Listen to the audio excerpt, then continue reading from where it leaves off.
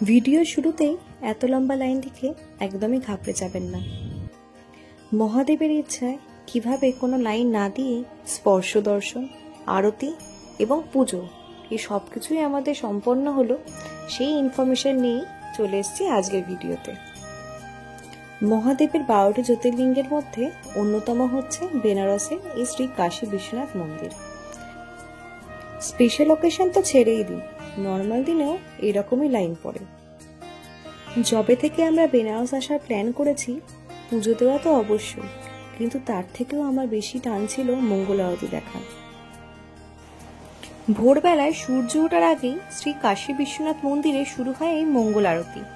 এটা দিনের প্রথম আরতি আর একেবারেই ব্রহ্ম মুহূর্তে হয়, যেটাকে খুব পবিত্র সময় বলে ধরা হয়। এই সময় ভগবান শিবকে আরতি ও ভক্তিগীতির মাধ্যমে জাগানো হয়। মন্দিরের ভিতরে তখন এক আলাদা শান্তি আর ভক্তিময় পরিবেশ তৈরি হয়। সত্যি এখনো যেন চোখ বন্ধ করলে মঙ্গল আরতি সে প্রত্যেকটা মুহূর্ত আমি মনে করতে পারি। কাশীতে আসলে অবশ্যই এই মঙ্গল আরতি দেখবেন, একটা আলাদা অনুভূতি আপনাদের হবে। Good morning from Banaras. তো আজকে আমাদের বাবা বিশ্বনাথ মন্দিরে মঙ্গল আরতির বুকিং ছিল, তো সেটা কমপ্লিট হলো এই 4:22-এ। তো বুকিং ডিটেলস সব কিছু আমরা ডেসক্রিপশন বক্সে দিয়ে দেবো, ওয়েবসাইটেও দিয়ে দেবো, কীভাবে কি বুকিং করতে না করতে হয়। আমার চেয়ে ভালো সুস্মিতা জানে, সুস্মিতা আলো ভালোভাবে ডেসক্রিপশন দিয়ে দেবে। চলুন তাহলে এবারে আমি মঙ্গল আরতি কীভাবে বুকিং করেছিলাম অনলাইনে সেটা আপনাদেরকে দেখাই। প্রথমে এই শ্রী কাশী বিশ্বনাথ.org এই ওয়েবসাইটে আপনারা চলে যাবেন। জেনারেলি 1 মাস আগে টিকিট কাটতে হয়, কিন্তু আমার সময় আমি যখন গেছিলাম তখন 15 দিনের স্লট ছিল, তাই 15 দিন আগে আমি টিকিট কেটেছিলাম। আপনারা চেষ্টা করবেন ওয়েবসাইটটা ফলো করে যে কতদিন আগে টিকিটটা ছাড়ছে সেটা একটুখানি লক্ষ্য করা।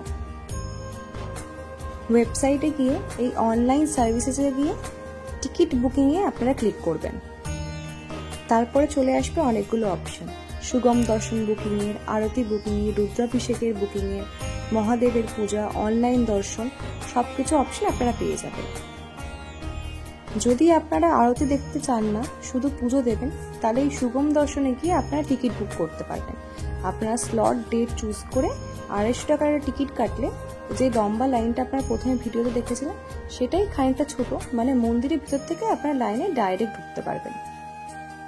আর আপনারা যদি কোনো টিকিটই না কাটতে চান, তাহলে কিন্তু একদম ভোরবেলা বা একটুখানি রাত্রির করে পুজো দেবেন, অনেকটাই ফাঁকা পাবেন। শ্রী বিশ্বনাথ মন্দিরে মোট 4টে আরতি হয়, মঙ্গল আরতি, মিড ডে ভোগ আরতি, সপ্তঋষি আরতি আর শয়ন আরতি। শয়ন আরতির কোনো টিকিট হয় না, ওটা ওই 10:30 নাগাদ মন্দির প্রাঙ্গণে হয়, ওখানে গিয়ে আপনারা যোগদান করতে পারেন। মঙ্গল আরতি দেখতে আপনাদের 500 টাকা করে টিকিট কাটতে হবে, আর বাকি দুটো আরতির জন্য 300 টাকা করে টিকিট। মঙ্গল আরতির এই ব্রহ্ম মুহূর্তের মাধুর্যের সম্বন্ধে এখানে লেখা রয়েছে, আর তার নিচে দেখুন টার্মস অ্যান্ড কন্ডিশন রয়েছে। এখানে জানানো হয়েছে যে গেট নাম্বার 1 থেকে হচ্ছে এন্ট্রি, 2:30-এর সময়, 2:30-এর পর থেকেই ঢুকতে দেওয়া হবে, 3টে থেকে আরতি শুরু হয়, আর অরিজিনাল আধার কার্ড আপনাদেরকে নিয়ে যেতে হবে, আর অবশ্যই টিকিটের এই প্রিন্ট আউটটা। পুজো সামগ্রীর দোকান বেনারসে সারা দিন খোলা থাকে, সারা রাত খোলা থাকে, তাই সেটা নিয়ে আপনাদেরকে চিন্তা করতে হবে না, আপনারা অত রাত্রিরও সবই পেয়ে যাবেন মন্দির প্রাঙ্গণে। শুধু চেষ্টা করবেন যে কোনো ইম্পর্টেন্ট বা দামি জিনিস ক্যারি না করার, কারণ ওই সময় মন্দির প্রাঙ্গণে লকার খোলা হয় না, তারপর থেকে খোলা হয়, কিন্তু এই মঙ্গল আরতি যেহেতু খুব আর্লি হয়, ওই জন্য আপনাদেরকে ওই পুজো যেখান থেকে কিনছেন ডালি, সেখানেই হয়তো লকারে আপনাদেরকে জিনিসগুলো রেখে যেতে হবে। বেনারসে সবসময় অটোও চলে, তাই আপনি মঙ্গল আরতি বুক করলে একদমই টেনশন নেবেন না যে অটো পাবেন না। আমরা তো 1:30টার সময় অটো ধরে বাঙালিতলা থেকে মন্দির আরামসে চলে এসেছিলাম। যে কোনো অনলাইন সার্ভিস নিতে গেলে অবশ্যই আপনাদেরকে লগ ইন করতে হবে। লগ ইনের জন্য একটা ফর্ম থাকে, সেই ফর্মটা ফিল আপ করে আপনাকে ইউজার আইডি আর পাসওয়ার্ডটা ক্রিয়েট করে নিতে হবে।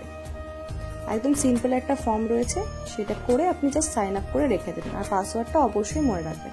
চেষ্টা করবেন যেদিনকে আপনি টিকিট কাটবেন তার 2 দিন আগে থেকে এই জিনিসটা তৈরি করে রাখা। আমি আমার নাম্বার দিয়ে লগ ইন করে নিয়েছি, ওই জন্য আমাকে আগের বুকিং হিস্ট্রিটা দেখাচ্ছে।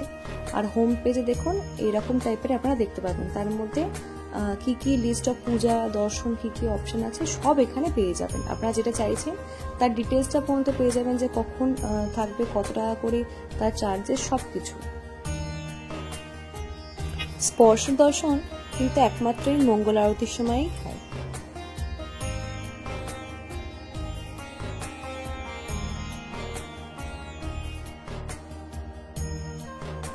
আর যদি আপনারা অনলাইন টিকিট না কাটতে পারেন, 1 নম্বর আর 4 নম্বর গেটের হেল্প ডেস্কে যে ভলেন্টিয়াররা থাকে তাদেরকে রিকোয়েস্ট করে আপনারা অফলাইন টিকিটের ব্যবস্থাও করতে পারেন, কারণ অনেক সময় অনেক আরতি বা দর্শনে অফলাইন টিকিট ওখান থেকে দেওয়া হয়। ভিডিও রেকর্ডিং এর দিন থেকে 10 দিন পরে আর 1 মাস পরে দেখুন ডেট দিয়ে আমি দেখছি মঙ্গল আরতির স্লট একদম 0 হয়ে গেছে। তাই জন্যই আমি বারবার বলছি আপনারা কিন্তু অবশ্যই ডেটটা মনে রেখে সেই হিসেবে টিকিটটা কাটবেন 12টার সময়।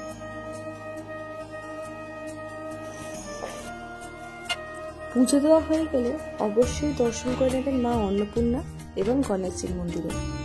মা অন্নপূর্ণা মন্দিরের ভোগ বিতরণ শুরু হয়ে যায় অনেক সকাল থেকে, তাই অনেক দর্শনার্থী বিশ্বনাথ মন্দিরে পুজো দিয়ে মা অন্নপূর্ণার ভোগ গ্রহণ করে তারপরে মন্দির প্রাঙ্গণ থেকে বেরোন।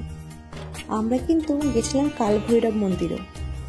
বানারসির কোটওয়াল মানে ভৈরবজিকে বলা হয় কাশীর রক্ষাকর্তা। বিশ্বাস করা হয় কাশীতে মহাদেবের দর্শনের আগে কাল ভৈরবের দর্শন ও অনুমতি নেওয়া আবশ্যক। এখানেও অনেক ভক্ত, অনেক ভক্তি, এক অদ্ভুত পরিবেশ। চলুন তাহলে আজকের মতো ভিডিওটা এখানেই শেষ করছি। আশা করি বেনারসের পুজোর সব ইনফরমেশন আমি দিয়ে দিয়েছি। পরের এপিসোডে নিয়ে আসবো বেনারসের পেট পুজোর গল্প নিয়ে। সবাই ভালো থাকবেন। হর হর মহাদেব।